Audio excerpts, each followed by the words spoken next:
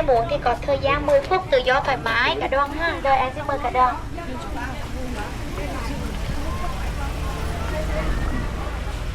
Đây là quả mắt hộp, đây là quả nóng trứng, quả chốt da, quả nóng trứng kèm với hộp bôi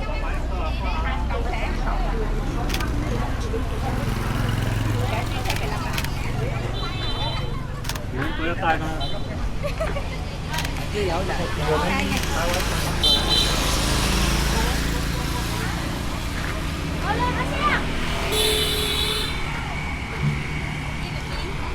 Cho này nặng.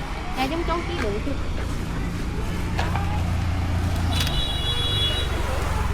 Chú đi mấy người ra bạn đi ra bạn.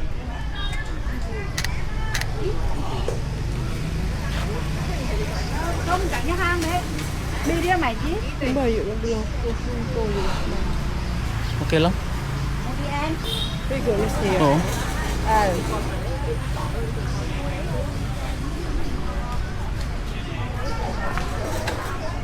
Hành với bò với anh chiếu lại.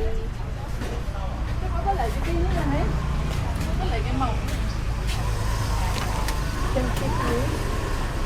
Mua kim chín à?